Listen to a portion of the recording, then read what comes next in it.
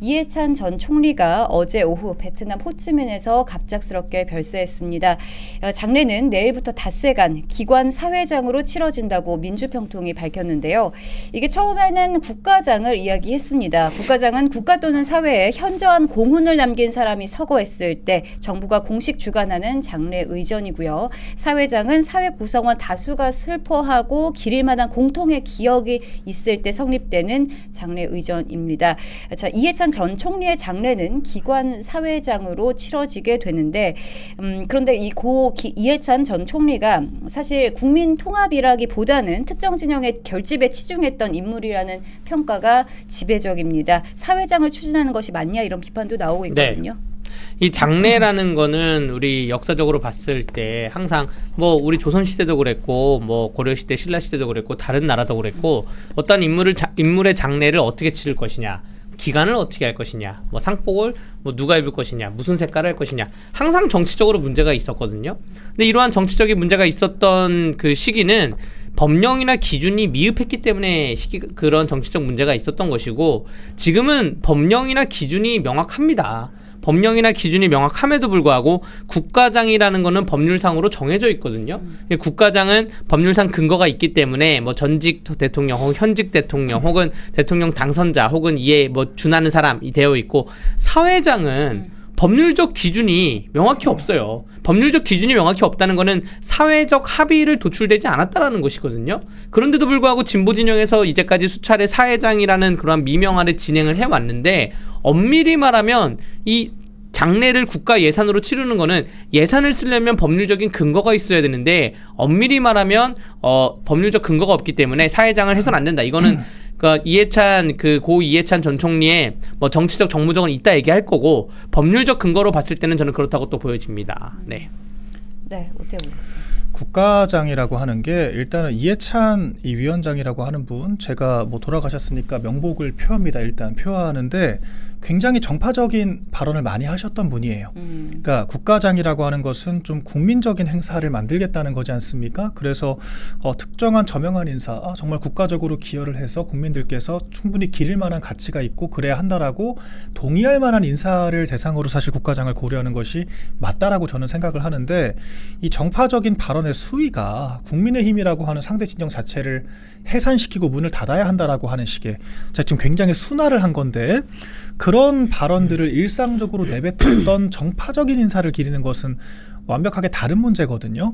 그러니까 민주당 차원에서 뭐 장을 한다라고 하면 누가 말리겠습니까? 그런데 국가장은 기본적으로 국민 통합의 이바지를 할 수 있어야 하는데, 오히려 국론을 분열시키는 결과가 나온다면 이건 국가장이라고 하는 어떤 제도의 취지에 정면으로 반하는 것이거든요. 그렇기 때문에 이런 부분들은 오히려 정권에도 굉장히 악재가 될 수가 있고 국민적인 공감대를 이끌어내기가 어렵다. 그래서 오히려 이 고인의 죽음을 욕보이는 결과가 될 수도 있다라고 저는 생각을 합니다. 그러니까 오로지 죽음 그 자체에 대한 추모가 있어야 할 공간에 이러이러한 발언들을 하고 이러이러한 잘못된 행동을 한 사람을 국가가 기리는 것이 맞겠냐라고 하는 평가, 갑론을박으로 오히려 더 모욕이 될 수가 있거든요. 그러니까 저는 이런 국가장을 언급하는 것 자체가 오히려 좀 고인의 죽음을 모욕하는 것이 될 수 있다라고 하는 것을 인지해야 한다라고 생각을 하고, 실제 비슷한 사례가 박원순 고 서울시장한테 있었잖아요. 그때도 서울시장, 그러니까 우리가 대장할 때 그 시장이 아니라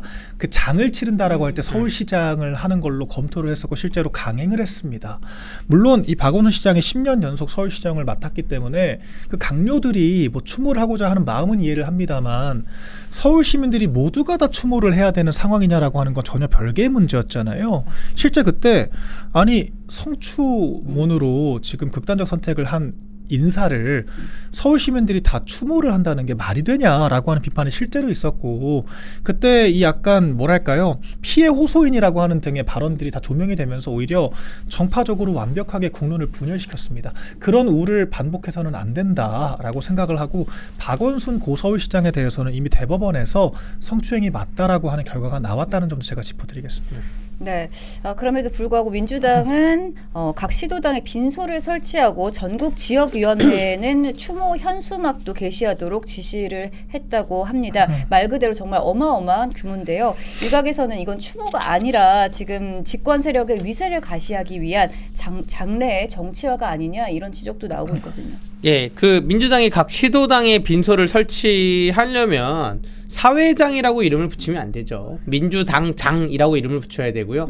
아까 제가 예산 말씀을 드렸는데 그 대통령실이 혹은 청와대가 갖고 있는 국가행정안전부가 갖고 있는 의전 비용 같은 게 있습니다. 그 예비비 같은 게 있거든요. 행사 비용이 뭐 해외에 있는 그 국가 원수급이 방문을 했을 때 그런 비용을 쓰는 건데 아마 이 장례도 그런 비용을 쓴다는 것 같아요. 근데 이게 어떠한 국민이 동의를 했을 것이냐. 그러니까 우리 박민영 대변인님 말씀하신 것처럼 국민의 동의가 없기 때문에 그 사회장이라는 용어 자체를 쓰면 안 된다고 생각을 합니다. 민주당 장이라는 용어를 쓰시던가 민주당 당원 당규에 이런 게 있으면 그렇게 쓰시라는 말씀을 좀 드리고 싶고요. 저도 물론 고인의 명복을 빌겠지만 그렇지만 이러한 기준이 없다는 거예요. 지금 고인께서 지금 6선 국회의원 하시고 총리 하셨잖아요. 그럼 그러한 뭐 몇 선 이상은 사회장으로 한다. 뭐 네. 전 국무총리는 사회장으로 한다. 그 김종필 그 총리 같은 경우에도 9선하고 총리 했는데 조용히 가족장으로 치르셨거든요. 네. 그러니까 본인이 추모를 억지로 사회적으로 이끌어내서는 안 된다고 생각을 합니다. 가족장으로 치르더라도 가고 싶은 사람은 있으면 뭐 연예인이 사망했을 때도 그렇고 정치인이 사망했을 때도 그렇고 어떠한 마을의 위대한 무슨 뭐 지도자가 사망했을 때도 그렇고 내가 모르는 사람이지만 추모를 하기 위해선 갈 수가 있거든요. 그렇기 때문에 이 추모를 강제해서는 안 된다. 사회장으로 가면 안 된다는 생각을 합니다. 네, 사회장이라는 데 기준이 명확히 없고 또 민주당 장으로 바꾸는 명칭이 적절하지 않냐 이렇게 말씀을 해주셨습니다. 사실 이해찬 고인의 이 이력을 좀 스캔해 보자면요. 단군 일의 최저학력이라는 이해찬 세대를 만들어낸 교육 파괴의 설계자다라는 비판이 참 큽니다. 하향 평준화라는 잘못된 이념으로 사다리를 걷어차인 그 세대 이제는 이제 40대 초중반의 이른바 영포티가 됐는데요. 지금 사회의 허리축이 됐죠. 좀 어떻게 보고 있습니까? 일단은 지금 정교조를 둘러싼 이런 하향평준화 교육의 사실상 시발점이라고 하는 사람이라고 평가를 받고 있죠. 그래서 지금 우리나라 좀 교육을 후퇴시킨 여러 장본인들 중에 한 사람 대표적인 인물로 평가를 받고 있기도 합니다. 지금 정교조를 위시한 지금 교육단체 이른바 좌파 교육단체들이 어떤 정책들을 하고 있느냐. 그러니까 이 성적 평가 자체를 못하게 하는 겁니다. 학력 평가를 하는 것 자체가 이 아이들을 일종의 그레이딩, 그러니까 줄 세우기를 할 수가 있고 이런 것들이 위화감을 조성할 수 있다라고 하는 등의 굉장히 관념적인 논리를 펼쳐서 아예 평가 자체를 못하게 막고 있거든요. 그리고 학생인권 조례를 비롯해서 이 교사들의 적절한 이런 어떤 교육 방식 자체를 완벽하게 차단을 하는 식의 방식도 정교조가 주도를 했죠. 그렇기 때문에 지금 교사라고 하는 직역이 상당히 선호받는 직역이었다가 지금은 회피가 되는 기피가 네. 되는 직역으로 전락을 한 것도 이런 좀 정책들의 연장선이었습니다. 결과적으로 학력 평가를 중단하고 나서 우리 사회에 실질적으로 나왔던 결과가 이 하향 평준화라고 하는 게 슬로건만 있는 것이 아니라 실제로 우리나라의 어떤 교육 수준이 굉장히 낮아지게 됐거든요. 그래서 지금 뭐 영포티에 대한 얘기를 하는 것을 떠나서 그때 만들어진 지금 유산과 그때 그 의지를 이어받는 일부 사람들에 의해서 여전히 우리나라 교육 수준이 낮아지고 있고 공교육에 대한 깊이가 커지면서 오히려 사교육이 더욱 활성화되는 악순환의 굴레에 빠져 있다. 이런 비판들을 피하기가 어려운 겁니다. 사실 뭐 교육만 그렇겠습니까? 이해찬이라고 하는 사람이 민주당에서야 뭐 여러 업적들을 이룬 사람일 수 있겠습니다만 이 특유의 정파성과 강력한 이념 노선을 기반으로 사실상 운동권을 주축으로 민주당 자체를 완전히 좌파 진영으로 바꾸게 되면서 국민적인 어떤 중간점인 지점과는 굉장히 멀어지는 결과를 낳기도 했거든요. 그렇기 때문에 국가적으로는 상당히 좀 고평가를 받기 힘든 전 정치인이라고 생각을 하고요. 그러니까 그런 사람에 대해서 국가장을 언급하는 것 자체가 국민적인 어떤 불만과 그런 불평을 만들어낼 수밖에 없는, 그러니까 거부감을 이끌어낼 수밖에 없는 게 아닌가라고 하는 생각을 거듭 하게 됩니다. 네, 요거는 제가 그 세대이기 때문에 정확히 네. 좀 말씀을 드릴게요. 제가 04학번이거든요. 네. 85년생이고 저희 친형이 02학번입니다. 83년생. 이해찬 1세대가 83년생인데 고 이해찬 전 총리가 그 교육부 장관 했던 시기가 98년부터 99년까지예요. 그러면서 이제 2002학년도 대입 정책을 만든 것인데 이때 제가 중학생이었습니다. 저희 친형이 고등학생이었어요. 황당한 게 뭐냐면 고등학생이 중학생보다 집에 먼저 왔어요. 그러니까 공부를 입시 정책을 맞습니다. 어떻게 변경을 시켰냐면 입시 정책에 대해서 2002학년도 대학 입시가 무시험 전형을 만들었고요. 특별 전형을 만들었고요. 수시 전형 확대를 했고요. 뭐 한 가지만 잘하면 대학 간다? 야, 공부 안 해도 돼. 그때 한참 뭐 펌프, DDR 뭐 이런 게 유행했거든요. 펌프, DDR만 잘해도 대학 간다. 뭐 이런 얘기 하면서 모의고사, 자율학습, 보충학습 다 폐지시켰어요. 그래서 저는 중학생인데 제가 중학생이 오후 3시 반쯤 끝납니다. 네. 집에 와 있으면 저희 형이 고등학생인데 먼저 와 있는 거예요. 그 왜 와 있냐니까 자기가 학교가 더 빨리 끝난다. 이런 식으로 얘기를 하는 거예요. 방학 때도 그때 이제 저희는 비평준화여가지고 공부를 좀 잘하는 학교였는데 저희 네. 친형이 방학 때도 원래 학교를 갔는데 바로 윗세대까지는 학교를 가요. 그 82년생까지는 방학 때 학교 가고 토요일도 학교 가고 하는데 일요일도 학교 가고 공부하는데 바로 아랫세대부터는 아예 학교가 문을 잠가버리는 거죠. 나가. 학교 밖으로 다 나가. 학교에 있지 마. 하는 그러한 세대를 만들면서 맹점이 뭐냐. 결국 나중에 인사청문회 할 때 문제가 됐던 게 본인의 자녀, 본인의 딸에 대해서는 고액과외를 했다는 것이죠. 그 당시에 월 40만 원 상당의 과외인 건데 이렇게 입시 제도를 가지고 다른 사람들을 다 공부를 못하게 만들고 우리나라에 평균적으로 학력 저하를 만들고 공부를 하지 않은 풍토를 만들면서 본인의 자녀는 중학교 3학년부터 4년간 월 40만 원의 과외를 시켰다라는 게 나중에 인사청문회에서도 밝혀졌거든요. 그러니까 이게 정말 내로남불의 행태를 교육정책에서까지 보여준 게 아닌가 생각이 들고요. 그때 정말 생생하게 기억나는 게 정말 제가 중학생인데 아니 고등학생이 이렇게 공부를 안 하나? 그러니까 자기가 안 하고 싶어서 그 공이학번 83년생들이 그렇게 얘기했어요. 내가 안 하고 싶어 안 하는 게 아니라 학교에서 집에 가라 그런다. 이런 식으로 말을 했는데 그런 분에 대해서 어떻게 사회장으로 치를 것이냐 공과 과를 좀 따져봐야 된다 생각합니다. 네. 교육 정책 말고도 또 다른 것들도 많지 않습니까? 그러니까 이분이 사실 여러 좀 비판받을 만한 지점들이 있죠. 사실 국민적인 눈높이에 많이 벗어났던 사건을 뭐 한 2가지 정도만 짚어보자면은 이 강원도에 한번 큰 산불이 난 적이 있었잖아요. 네. 이제 그때도 고 이해찬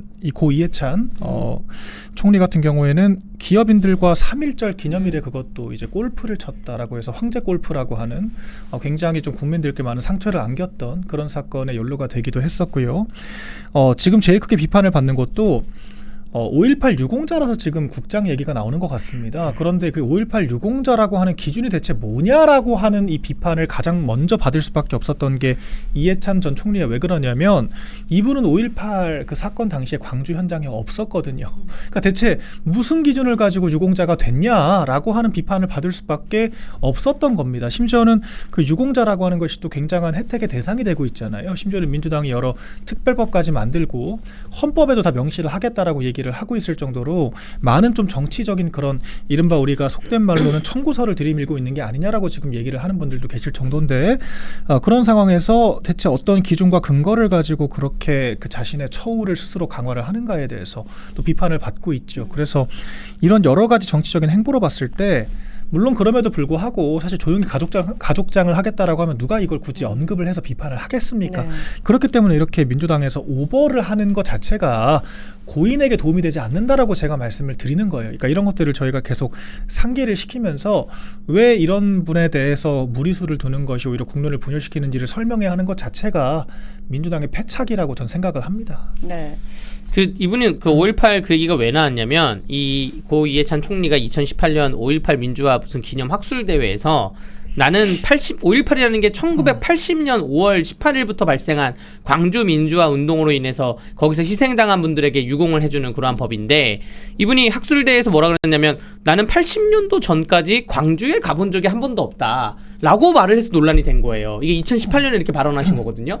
그래서 이제 보수진영이나 다른 국민들이 찾아보니까 이분이 1980년 5월 달에는 다른 사건으로 교도소에 투옥이 돼 있었습니다. 투옥이 돼 있었는데 아니 다른 사건으로 교도소에 투옥돼 있는 사람이 1980년대 5월 18일 그 5.18 사건으로 인해서 왜 그 유공자로 선정이 됐냐라는 것에 대해서 지금 뭐 여러 가지 사료를 찾아보면 감옥에 있으면서 딸한테 보낸 편지 때문에 그렇다 뭐 이런 얘기가 있는데 이게 선정 과정에 전혀 기준이 없는 것이죠. 그래서 만약에 저는 그렇게 생각합니다. 고인의 가족들은 그 박민영 대변인이 말씀하신 것처럼 오히려 조용하게 장례를 치르고 싶어 할 수도 있어요. 그래서 네. 사회장으로 치르게 된다면 이러한 게 하나하나가 다 사람들이 국민들이 조명을 할 수밖에 없다 생각이 됩니다. 네. 네, 사실 고 이해찬 전 총리는 친명계 좌장 또 정치적 멘토다 이렇게 불리기도 했는데요. 킹메이커라는 별명이 있기도 합니다. 실제로 운동권 출신이 아닌 이재명 대통령에게 운동권 세력을 집결해주는 가교 역할도 했다고 하는데요. 앞으로 이제 이해찬 전 총리가 없어진 부재가 있는 만큼 이재명 대통령의 당내 장악력이나 또 홀로서기에 어떤 변수가 있을 수 있다 이렇게 보십니까? 영향이 있을 수밖에 없죠. 사실 이재명 대통령 자체가 굉장히 민주당에서 비주류로 출발을 했습니다. 우리 모두가 알고 있죠. 그럼에도 불구하고 민주당에서 당권을 장악하기까지 이해찬이라고 하는 사람의 역할이 굉장히 컸다라고 하는 것을 우리 모두가 알고 있습니다. 그 정도로 민주당 내 어떤 주류 세력과의 연결고리 역할을 했던 사람이 사라지게 된 것이기 때문에 안 그래도 지금 명청대전이라고 해서 일촉즉발 상황이잖아요. 이 상황에서 이재명 대통령이 이제 당에 행사할 수 있는 영향력은 더 줄어들었다라고밖에 볼 수가 없지요. 그리고 저는 이해찬이라고 하는 사람에 대한 정치적인 평가와 별개로 민주당의 전략가로서는 굉장히 유의미한 포인트도 많았다라고 생각을 합니다. 이를테면은 지난 총선에서 저희가 이 민주당과 총선을 치를 때 우리 당은 장해찬, 도태우 같은 사람들에 대해서 뭐 과거 막말이라고 하는 이야기를 하면서 공천을 취소를 했어요. 근데 민주당은 양문석과 김준혁 의원, 지금 현역 의원으로 당선이 실제로 됐죠. 이분들의 훨씬 더 경악스러운 막말들, 심지어는 양문석 의원 같은 경우에는 고 노무현 대통령에 대해서도 입에 담을 수 없는 모욕을 했다라고 해서 굉장히 민주당 내에서도 논란이 됐거든요. 근데 우리 당처럼 사실 당성이 결여되고 사실 거의 뭐랄까요, 스스로 악재를 이렇게 증폭시키고 키우듯이 공천을 취소 결정한 우리 당과는 다르게 민주당은 이해찬 위원장이 당시 이렇게 얘기를 했습니다. 선거는 기세다. 하던 대로 가는 것이 맞다. 흔들리면 안 된다라고 얘기를 하면서 이 두 사람에 대해서 공천 취소는 없다. 사퇴는 없다라고 일축을 했거든요. 그 뒤로 더 이상 언론이 많이 흔들지 못했습니다. 왜냐? 어차피 흔들어봤자 민주당은 흔들리지 않기 때문에. 그렇게 해서 결과적으로 민주당은 사람도 지켰고 선거도 이겼죠. 국민의힘은 사람도 못 지켰고 선거도 졌습니다. 그래서 옳고 그름의 관점에서는 전 국가적으로 바람직한 군상이었냐, 그렇지 않다고 봐요. 그런데 민주당이라고 하는 정당, 특히 이재명이라고 하는 사람의 어떤 정치적인 멘토로서는 굉장한 역할을 했던 것이 사실로 보입니다. 그렇기 때문에 고 이해찬 총리에 대한 부재가 이 명청대전 한가운데 있는 이재명에겐 굉장히 치명적일 수밖에 없다라고 저도 전망을 하고요. 안 그래도 지금 수세에 몰려있기 때문에 당권 장악이 훨씬 더 정청래 입장에서는 편리해지지 않을까, 이런 예측을 조심스럽게 해봅니다. 네, 바로 민주당 내부 분위기 좀 짚어보도록 하겠습니다. 말씀대로 이제 고 이해찬 전 총리의 애도 기간에 들어가면서요, 민주당 내 조국혁신당의 합당 추진을 둘러싼 갈등이 잠시 수면 아래로 가라앉은 모습입니다. 하지만 내부 신경전은 더욱더 가열되고 있는데요. 이번 정청래 대표의 기습 합당 제안 발표, 이게 이재명 대통령과 사전 협의도 없었다 이런 말들이 나오고 있는데 어떻게 보십니까? 다소 정청래 대표 입장에서는 다소 억울하죠. 아니 뭐 내가 아무리 막 나가는 당대표라고 하지만, 내가 아무리 당권이 세다고 하지만 내가 청와대하고 상의조차 안 했겠냐, 네. 라고 이제 백브리핑에서는 어느 정도 언론하고 얘기를 한 것 같은데, 언론이 바로 청와대 가서 물어보니까 그 강유정 대변인이 네. 나는 모르세, 전혀 모르는 일이다 라고 발표가 나서 좀 우왕좌왕했습니다. 아마 그 지금 정권 초기인데 청와대하고 아무런 상의를 안 했을 거라 보여지진 않고요. 청와대도 오후에 후속 보도로 뭔가 어느 정도 교감은 있었다라는 것인데, 지금 이게 이제 제가 아까 서두에 이해운식 정치랑 똑같은 거예요. 이재명 대통령의 정치를 이렇게 한다니까요. 어쩌라고 어쩌라고 한 다음에 뭐 반발 있어? 그럼 철회하지 뭐. 그럼 나 안 할래. 뭐 이런 식으로 한다니까요. 그러니까 이러한 소통 방식이 뭔가 신중하게 하고 신중하게 결정을 했으면 밀어붙여서 국민들에게 평가를 받던가. 그 민주당 계열로 얘기하자면 노무현 대통령께서 이라크 파병 문제나 한미 FTA에 대해서 찬성을 했다가 지지층들이 굉장히 많이 빠져나갔는데, 그렇다 하더라도 노무현 대통령은 미래를 보면서 국민들의 반발이 있거나 혹은 지지층의 반발이 있어도 밀어붙였잖아요. 본인이, 이재명 대통령이 본인의 신념이 있으면, 교감을 했으면 밀어붙여야 되는데 좀 다소 아주 모르쇠를 하고 있어서 그래서 정청래 대표가 좀 억울한 상황이 됐다. 근데 그럼에도 불구하고 1인 1표제에 대해서는 통과가 됐기 때문에 정청래 대표도 좀 몰아붙일 것 같아요. 이제 1인 1표제의 세상이야. 이제는 나도 치킨 게임으로 가겠어라고 하면서 하지 않을까. 다만 여기서 문제가 뭐냐면 조국 혁신당이 대등 합당을 원하면 흡수 합당이 아니라 대등 합당을 원하게 되면 그러면 좀 골머리를 좀 썩히지 않을까 생각됩니다. 네. 정청래 입장에서는 사실 나름 좋은 한 수를 던졌다. 저는 그렇게 평가를 합니다. 왜 네. 그러냐면 이미 명청 간의 그런 관계는 갈 때까지 갔습니다. 그래서 어떤 얘기까지 나왔냐면 실제로 이재명이 물어보잖아요. 그 오찬 자리에서 반명이신가요? 라고 물어보지 않습니까? 그랬더니 네. 정청래 대표가 우리 모두가 친명이고 우리 모두가 친청이지요 라고 이야기를 했습니다. 사실상 이 뼈 있는 농담도 아니에요. 너 반명이잖아 라고 좌표를 찍은 거고 정청래는 애들로 한 방 더 먹인 거거든요. 네. 그렇기 때문에 이미 지지자들 관계도 갈 때까지 간 상황이었기 때문에 무슨 말이 나왔냐면 정청래는 이번에 당대표에서 내려오는 순간 컷오프다. 그러니까 다음 공천 못 받는다라고 얘기를 했습니다. 그러니까 정청래 대표 입장에서는요. 이재명을 제끼고 당권을 한 번 더 먹는 것 말고는 살아남는 방법이 이제 없습니다. 선택지가 없기 때문에 정청래 대표의 모든 지금 생각은 어떻게 하면 총선 당대표를 연임할 수 있을까가 되는 거죠. 그렇게 되려면 뭘 해야 됩니까? 이 자신들을 따르는 이 권리당원들의 힘을 강화를 해야 되고 네. 권리당원들의 인기를 유지를 해야 됩니다. 그런 의미에서 지금 추진을 한 것이 1인 1표제죠. 이게 내용이 뭐냐면 민주당은 우리 당과 다르게 대의원과 권리당원의 위계가 있습니다. 권리당원의 50표가 대의원의 1표예요. 그렇기 때문에 대의원, 그러니까 대통령을 따르는 그러니까 그 민주당의 주류 정권을 따르는 이 대의원의 표를 무력화를 하겠다라고 하는 게 이 권리당원의 어떤 표를 강화하겠다라고 하는 이 취지의 1인 1표제를 한 것이고요. 결과적으로 대의원 표가 무력화가 되면서 정청래가 우리 권리당원들을 지지를 해주는구나라고 느끼는 권리당원들이 정청래에 대한 지지를 표명할 수 있는 계기가 된 거죠. 이것도 잘 던진 한 수인데 자 조국당과 합당을 한다라고 생각을 해보자고요. 지금 1인 1표제가 87.3% 찬성이 나왔습니다. 조국당과 합당도 과반을 아득히 넘을 확률이 높습니다. 그럼 이거를 당내에서 비판할 수가 없거든요. 조국당과 합당이 되면 어떻게 됩니까? 이 조국당은 완전히 문재인 정권의 민정수석실에 있던 사람들이 만든 정당이에요. 친문 코어 정당입니다. 그렇기 때문에 조국당의 이 당원들이 민주당으로 흡수가 되면은 오로지 정청래 대표의 표가 될 수가 있죠. 그러면 정청래 대표가 총선 당대표를 하고 조국을 대통령으로 밀겠다라고 하는 등의 여러 시나리오가 가능합니다.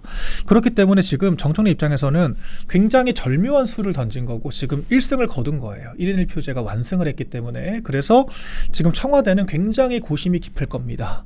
정청래를 지금 못 끌어내리면 지방선거까지 버티면 그러니까 지방선거를 지금 심지어는 국민의힘이 이기는 게 낫다라고까지 생각할 수 있어요. 왜냐하면 정청래가 지방선거까지 이기는 순간 재선을 막을 수가 없습니다. 그래서 지금 빨리 끌어내려야 한다라고 하는 조바심이 나기 때문에 이현주, 강득구 같은 친명 의원들이 기자회견까지 한 거죠. 이게 지금 민주당의 상황이라고 보시면 됩니다. 그래서 굉장히 일촉즉발이고요. 정청래를 끌어내지 못하잖아요. 딱 한동훈처럼 할 겁니다. 그러니까 정권에서 사고가 날 때마다 이를테면 어제 이재명이 직접 SNS에 부동산 관련된 글을 올렸다가 엄청나게 문매를 맞았죠. 정부를 이기는 시장이 없다. 이런 얘기를 했지 않습니까? 말도 안 되는. 이런 것들 때문에 욕먹고 지지율 떨어지잖아요. 그럼 바로 어디에 이게 손가락이 향하겠습니까? 대통령이 이상한 얘기하니까 지지율 떨어지는 거 아니야? 대통령이 정책을 잘못하니까 대통령이 관세 협상 못해서 대통령이 환율 관리를 못해서 그런 거 아니야? 라고 할 수가 있어요. 그렇기 때문에 지금 사생결단이에요. 제가 봤을 때 청와대는 지방선거 전에 정청래를 끌어내려야만 하는 상황이고 정청래는 버티기만 하면 이기는 싸움이 되는 겁니다. 그래서 지금 요약하자면 국민의힘은 팝콘 뜯으면 되는 시점이다. 기왕이면은 정청래를 응원하는 쪽이 우리한테 도움이 된다. 이 말씀을 좀 드려요. 왜냐하면 지금 정청래가 잘 나가면 잘 나갈수록 청와대는 차라리 국민의힘을 응원하고 싶어질 겁니다. 자, 이런 상황을 우리가 적절히 이 민주당의 한동훈이라고 불리는 정청래가 제대로 내부 총질할 수 있게 잘 장려를 하면 된다. 이런 생각을 말씀드립니다. 네, 정청래 당대표의 연임에 또 힘을 실어주는 사람이 또 있습니다. 바로 김어준 씨인데요. 김어준 씨 여론조사 기관에서 서울시장 후보군으로 계속 김민석 총리를 포함시키고 있어요. 네, 김민석 차렷이라고 이제 김어준 씨가 얘기를 한 거죠. 방송에다가 김민석 당원들에게 절하세요. 김민석 차렷라는 것인데 지금 민주당에서 여러 그 입틀막 언론 입틀막 정책이 나오고 있지 않습니까? 그 이규현 홍보수석도 그 종편에다가 시사 보도를 줄이는 방향으로 이제 지시를 내렸다고 미디어 오늘에서 오늘 밝혀지기도 했는데 아마 김어준 씨부터 막아야 하지 않을까 청와대 입장에서는 생각이 들고요. 이게 뭐 제가 소설을 좀 써보자면 김병기 원내대표를 뉴스타파가 굉장히 괴롭혔거든요. 뉴스타파 채널에 한번 폭파된 적이 있어요. 맞아요. 폭파되고 복귀는 됐는데 그때 이제 사람들이 역시 국정원 출신 원내대표는 다르다.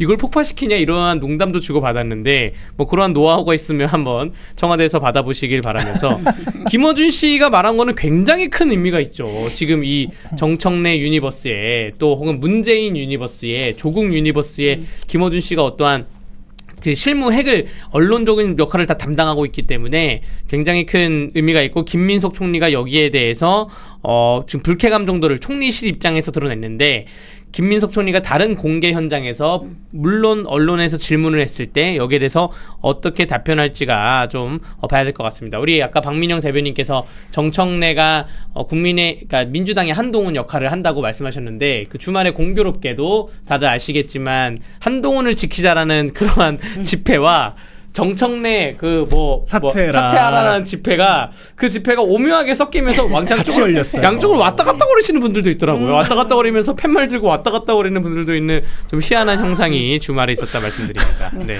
그게 문꿀 오솔이라고 하더라고요. 문골 오솔인가요? 네. 그래서 이낙연 계통을 지지를 했던 사람들인데 이제 이재명이 싫으니까 국민의힘으로 들어왔던 사람들. 근데 지금은 대체 어떤 세계관인지는 모르겠지만 한동훈 편에 붙어서 지금 한동훈 지키기와 정청래 사태를 동시에 이야기를 하고 있다. 제가 봤을 때 서로 리버스 한동훈이 정청래고 리버스 정청래가 한동훈인데 한동훈은 지키고 정청래 나가라고 하는 게 무슨 의미인지 저는 잘 이해는 안 됩니다.